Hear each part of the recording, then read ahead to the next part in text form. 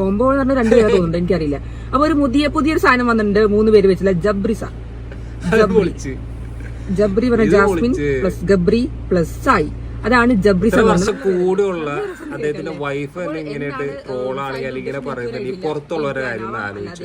Big boss season 6, അതായത് ഈ wild card എന്നൊക്കെ പറഞ്ഞപ്പോ നമ്മൾ പ്രേക്ഷകർക്ക് പുറത്ത് നിന്ന് ഇത് കാണുന്നവർക്കുണ്ടല്ലോ, അവിടെ ഒരുപാട് കാര്യങ്ങൾ നടത്താറുണ്ട്. നമ്മുടെ ജാസ്മിൻ ഗബ്രിയുടെ കോംബോ പൊളിച്ചടക്കണം, അതാണ് ഇതാണ് വാഴയാണ് മാങ്ങയാണ് തേങ്ങയാണെന്നൊക്കെ പറഞ്ഞുകൊണ്ട് നമ്മൾ സീക്രട്ട് ഏജന്റ് എന്ന് പറയുന്ന വ്യക്തിയെ അങ്ങോട്ട് അടിച്ച് പൊക്കി വിട്ട്.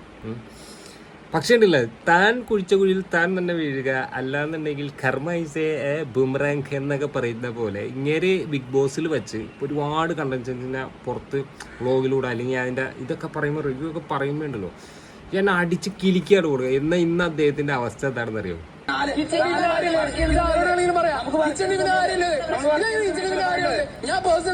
ഫസ്റ്റ് ഓഫ് ഓൾ ചെന്നപ്പോ തന്നെ ഫസ്റ്റ് വാണിംഗ് ബിഗ് ബോസ് എനിക്ക് തോന്നുന്നു ബിഗ് ബോസിന്റെ ഒരു മാന്യത എന്ന് പറയാൻ പറ്റും. 3-4 പ്രാവശ്യം വാണിംഗ് കൊടുത്തു. പുറത്തുള്ള എന്താണ് ഇങ്ങനെ കാണിച്ചു വിട്ടതെന്ന് എനിക്ക് പറയാം. ബിഗ് ബോസിൽ 8 വാഴകൾ ഉണ്ടെന്നാണ് കഴിഞ്ഞ ദിവസം അവരുടെ ഒരു ടാസ്കിൽ പറഞ്ഞത്. പക്ഷെ 8 അല്ല, ഇതും കൂടി കൂട്ടി 9 വാഴയായോ എന്നുള്ളൊരു സംശയമുണ്ട്.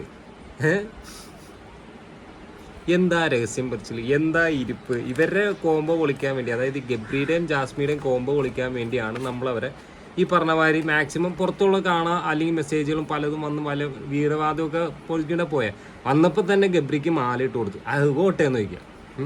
അത് അദ്ദേഹത്തിൻ്റെ ഗെയിം. ഇതിപ്പോൾ ഇതിൻ്റെ അകത്ത് ചേരി ചെയ്യുമ്പോൾ ഇങ്ങനെ അവസ്ഥ എന്താ? ഒന്നാമത്തേൽ റോബിൻ എന്ന് പറയുന്ന വ്യക്തിയൊക്കെ വലിച്ചു കീറിയാണ്. പക്ഷെ റോബിന് നല്ലോണം ഇന്നത്തെ കഴിഞ്ഞ ദിവസം ഒരു വീഡിയോയിൽ വലിച്ചു ഒട്ടിച്ച്, എനിക്ക് ഈ ഒരു വീഡിയോ കണ്ടിട്ടില്ല, സത്യം പറഞ്ഞ ചിരിയല്ല യഥാട്ടൊക്കെ തോന്നല്. എന്താ അവസ്ഥയാണ്? ഇത്രയും ഗതികേട് പിടിച്ച ഒരാളെ ഞാൻ കണ്ടിട്ടില്ല.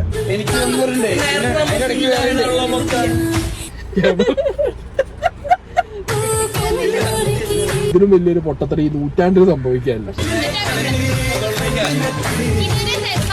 ആരാധകരെ ശാന്തരാകുക.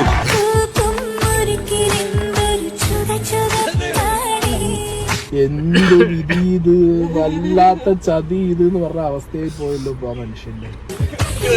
വണ്ടിക്കകത്തിരുന്ന് എന്തെങ്കിലും വളകളാന്ന് പറയുന്നതൊക്കെയല്ല ഫീൽഡിൽ ഇറങ്ങി കളിക്കുന്നത് കേട്ടാ.